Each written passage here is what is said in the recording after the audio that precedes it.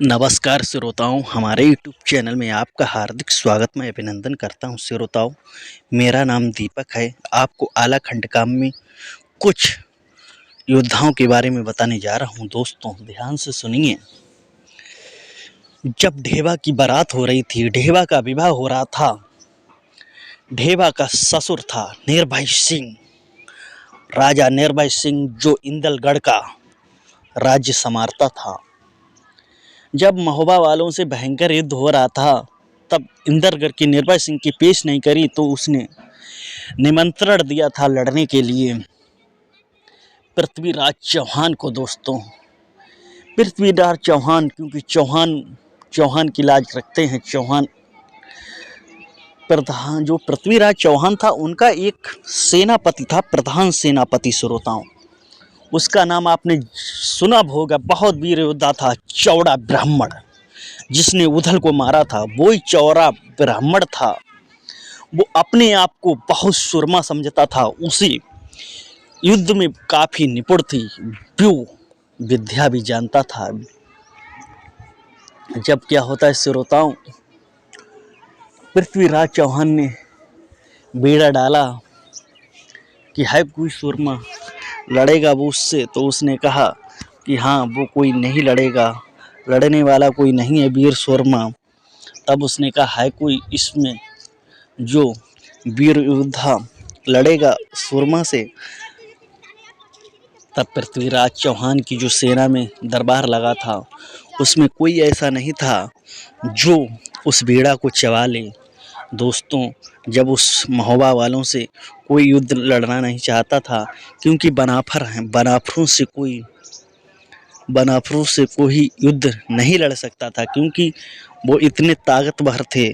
जो बनाफर थे, आला उधल जैसे लोग, बारमीन बहुत ताकतवर थे, उनसे कोई लड़ नहीं सकता था। दोस्तों, ऐसे वीरों से कौन लड़ता।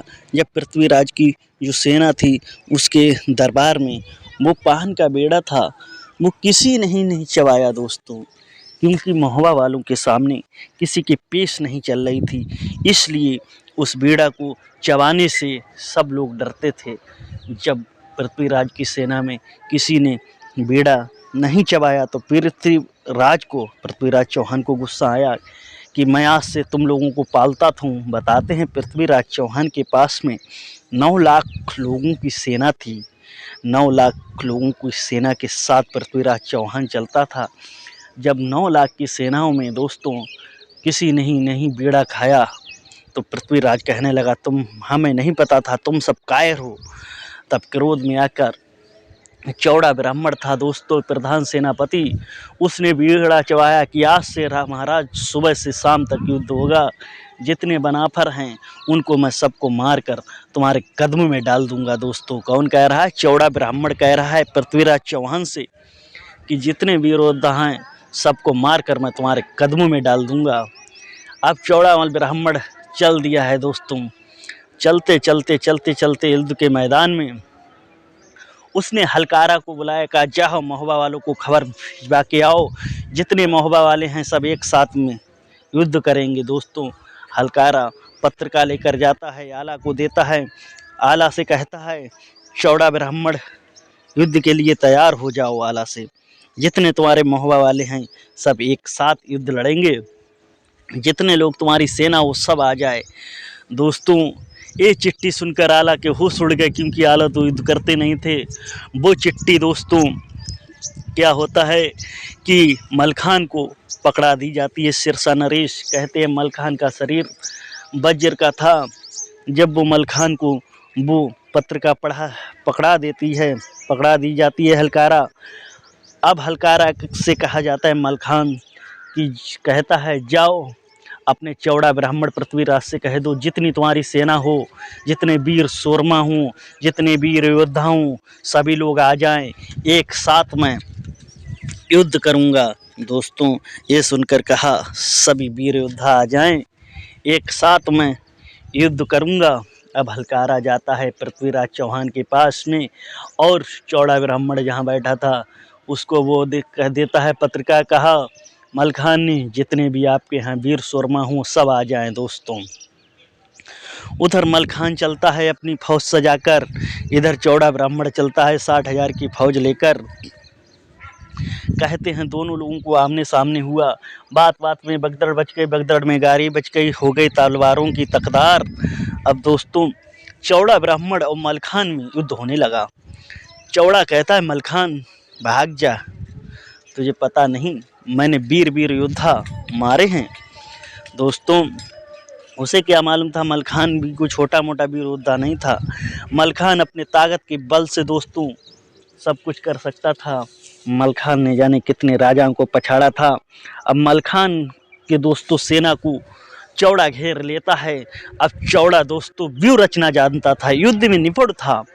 अब एक भी पेश नहीं कर रही, उधर मलखान और चौड़ा को घनघोर युद्ध हो रहा है। युद्ध के लंगाड़े बज रहे हैं, ढोल बज रहे हैं दोस्तों, बहुत ही भयंकर युद्ध लड़ रहा है। क्योंकि आपको बता दें आला उधल ब्रह्मा जी ढेवा मलखान इनके पास जो घोड़ा थे घोड़नी थी वो उड़नी घोड़े थी, सक्षम थे। उड़ने की गति वायु को वेग जैसी उड़ने में सक्षम थी दोस्तों। अब चौड़ा की एक भी पेश नहीं करती हैं। तुरंत उन्होंने मलखान ने जब एड़ लगाई अपनी घोड़े की, तुरंत कूद कर उसके ऊपर हाथी का हौंदा था दोस्तों काट दिया। जब हाथी का हौंदा काट दिया, जब चौड़ा मल नीचे गिरा तो उसे घेर लिया, घेर कर मार मार कर उसे घायल कर दिया। अब चौड़ा ब्राह्मण दोस्तों मूर्छित हो जाता है। जब वो वहाँ पर मूर्छित हो गया दोस्तों, अब वो पड़ा पड़ा सोच रहा है, सेना लड़ रही है, वहाँ पर सेना मर रही है, अब क्या होता है श्रोताओं। फिर से उसे होश आया, उससे कहा हे चौड़ा तू आमने सामने मुझसे युद्ध लड़, तू अपनी सेना भोली भाली प्यारी सेना को क्यों मरवा रहा है, उसने क्या बिगाड़ा है तू उसको मरवा रहा है, हमारा सामने युद्ध कर दोस्तों। अब चौड़ा युद्ध करने के सक्षम नहीं था, क्योंकि मलखान के सामने कोई टिक नहीं सकता था। चौड़ा मलखान के डर से अब भाग गया दोस्तों युद्ध भूमि में। अब दोस्तों सेना लड़ रही है, कट रही है, मर रही है। एक पत्रवाहक जो दोस्तों सिपाही था, उसने ये सब देखा कि हमारा प्रधान सेनापति भाग गया है। ये नियम होता है कि जब प्रधान सेनापति बंदी बन जाता है या मूर्छित हो जाता है तो सेना अपने आप युद्ध बंद कर देती है। लेकिन वो पीठ छिपाकर भाग गया था चौड़ा मल। तो पृथ्वीराज के पास खबर पहुंची, सिपाही ने कहा पृथ्वीराज चौहान आपका जो प्रधान सेनापति चौड़ा मल था वो पीठ दिखाकर भाग गया है, आपकी सेना मर रही है, कट रही है। पृथ्वीराज को गुस्सा आ गया, क्रोध में कहा मैंने तो पहले ही कह दिया कि मेरी सेना में सारे कायर हैं, मुझे तो स्वयं युद्ध में उतरना चाहिए था, इसीलिए मैं कह रहा था कि मैं युद्ध में तो सही स्वयं उतरूंगा। दोस्तों चौड़ा मल ब्राह्मण था, उसने उदल को धोखे से मारा था, सामने उसके सक्षम नहीं था, क्योंकि मलखान को भी धोखे से मारा गया था, क्योंकि मलखान उदल इन लोगों को कोई मार नहीं सकता था। उदल में बताते हैं 10,000 हाथियों का बल था दोस्तों, जिनके समान कोई आगे टिक नहीं सकता था। ऐसे थे दोस्तों। मलखान ने पृथ्वीराज के सेनापति को चौड़ा ब्राह्मण को भी पछाड़ दिया। ऐसे चौड़ा मल ब्राह्मण दोस्तों जो वास्तव में कायर था, उसने छिपके से उदल को मारा था दोस्तों। ये था मलखान ने पृथ्वीराज के सेनापति चौड़ा को पछाड़ा। दोस्तों आज की ये छोटी सी वीडियो आपको अच्छी लगे तो प्लीज़ लाइक शेयर, चैनल को सब्सक्राइब जरूर करें। फिर मिलते हैं एक नए आलाखंड का काव्य के साथ। जय हिंद, वंदे मातरम।